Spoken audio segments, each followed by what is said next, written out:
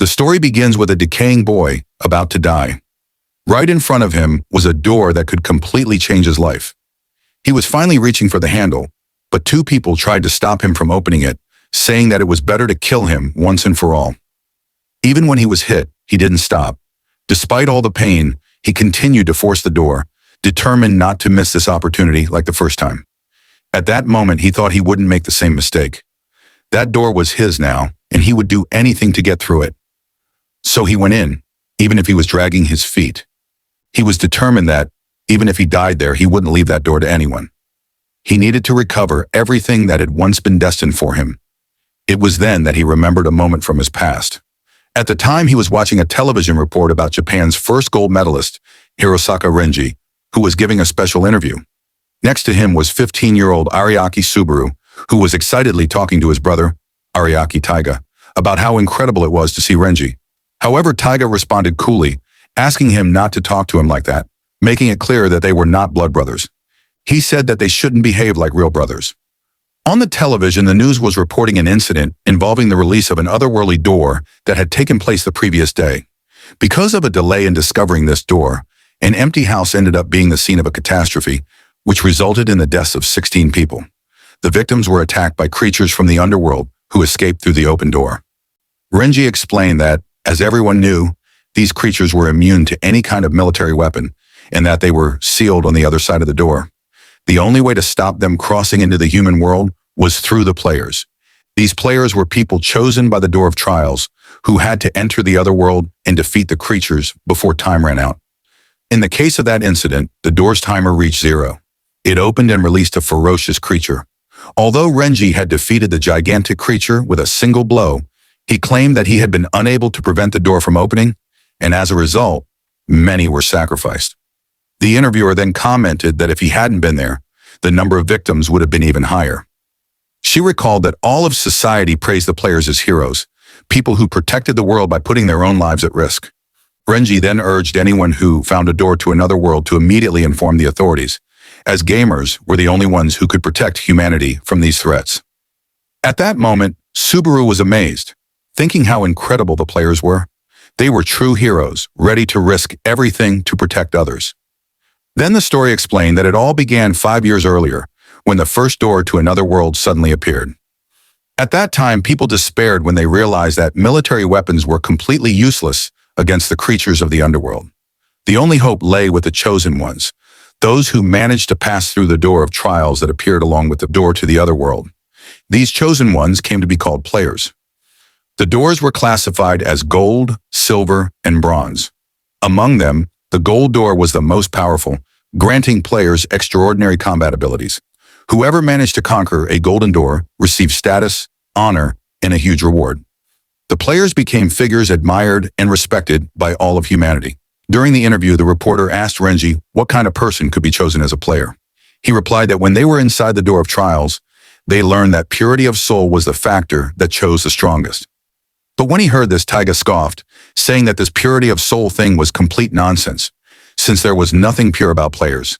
As far as he was concerned, it was nothing more than idle chatter. It was at that moment that, right before Subaru's eyes, a golden door appeared. It was the first time he had seen a door appear so close to him. Subaru knew that if he entered that door, he could become someone like Renji. However, before he could even touch the handle, Taiga pushed him away, stepping in front of him.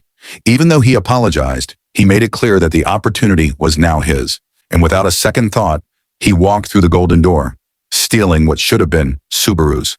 3 years had passed. Now 18, Ariaki Subaru was tied up, being cruelly stoned. People were aiming directly at his head, as if it were a game, where whoever hit the best would win the most points. While he was being humiliated, someone came up and asked if they were bothering Subaru again. At that moment, Ariaki Taiga, his younger brother, appeared. Subaru, looking at him, remembered that day when Taiga stole his golden door. Since then, Taiga has survived the ordeal and become the youngest gold player in all of Japan. Taiga looked at Subaru with contempt and called him a damn insect. He said it was pathetic to see how he was being mistreated by 3 bronze-ranked players in such a humiliating way. He said he was disgusted to have a younger brother like him, and that, fortunately, they weren't related by blood. Then Taiga asked one of the boys for a stone, held it in his hand, and activated his special ability, accumulating energy. His arm turned golden, glowing brightly, and everyone around was amazed by that power. Taiga's ability was so strong that it could rival even the legendary golden sword of Hirosaka Renji himself. In the face of that power, Subaru was terrified, trembling with fear. When Taiga threw the stone, it looked like a meteor crossing the sky. Luckily, he missed his target, because if he had, Subaru would have died on the spot. Even so, the impact was so absurd that the clouds disappeared from the sky, and Subaru, overcome with fear, ended up urinating in his pants. Taiga then said that he didn't care what they did to Subaru, that it wasn't his problem. Once again, Subaru was left there, to be tortured, humiliated, and trampled on as usual. People passed by, laughing at him, taking photos and recording videos, saying that this was the boy who was always getting beaten up by the players. They commented that he was so pathetic, completely different from his younger brother, and that if we're in his shoes, they would have taken their own lives a long time ago. That same evening, in an extremely luxurious house, the television was broadcasting a report that doors to another world had been opened in the cities of Koto, Suginami, and Shinagawa. Traffic restrictions had been lifted, and as usual, Ariake Taiga was manning several of these doors. At that moment, his parents were celebrating with pride. Taiga's mother said what a wonderful son he was, that even though he was only a student, he was already helping his parents so much, just as she expected from someone who carried her blood. She was happy to have put him out into the world, unlike that other useless boy who was only her husband's child. His father added that Subaru was a complete failure. Meanwhile, Subaru was in his tiny house, practically a miserable hut next to the mansion, where Taiga and his parents lived. From inside the big house, Taiga complained that his water bottle was empty. She said that there was no other way, and that she would have to send someone to fetch more. Then she shouted for Subaru, demanding that he go and buy some water, and reminded him not to buy the wrong brand. Subaru, trying to resist, replied that he was studying at the moment, but Taiga laughed and said that even if he studied, it would be useless. He said that Subaru would never be anything more than a pet, locked away forever in his insect cage. Then he crumpled up some money and threw it in his face. After buying the water while walking alone, Subaru wondered what Taiga meant by forever. He wondered if he would really spend the rest of his life in that cage, living like an insect, suffering in the scorching heat of summer, the biting cold of winter, and being constantly mistreated by his parents, who treated him as worthless. He wondered if this was his destiny, to spend his whole life being the boy who buys water for others, with no value whatsoever.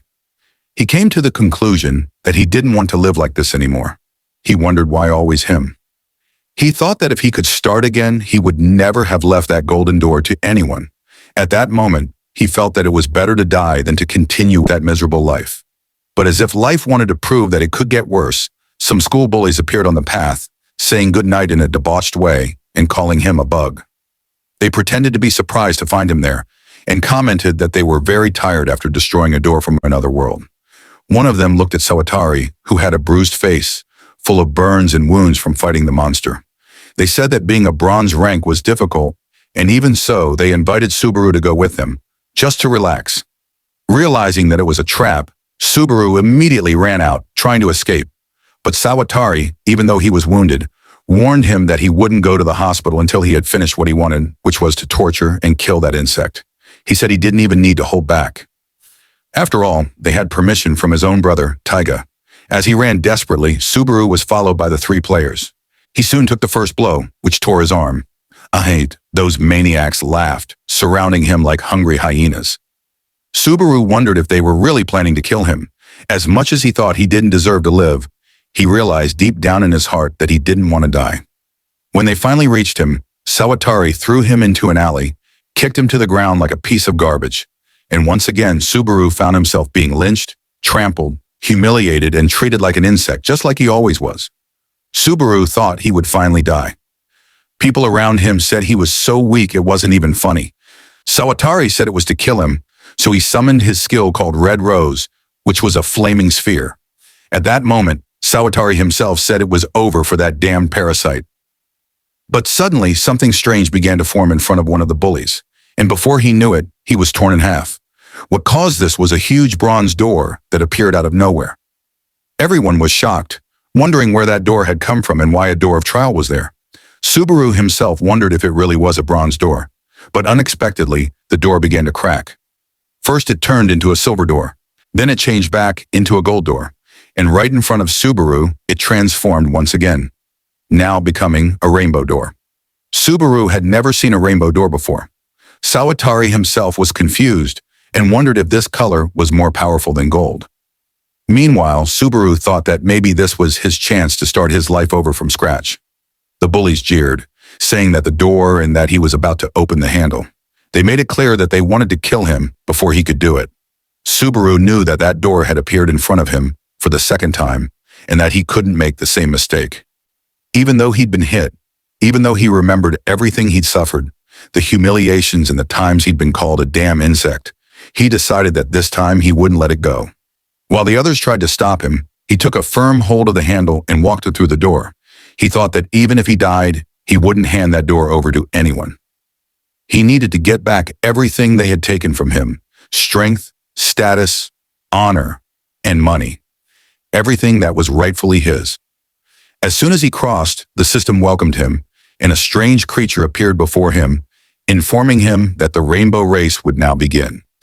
It was then that his real story began. And that's the end of this chapter. If you enjoyed the recap, don't forget to like, comment which part hyped you the most, and subscribe for the next episode. See you in the next upload.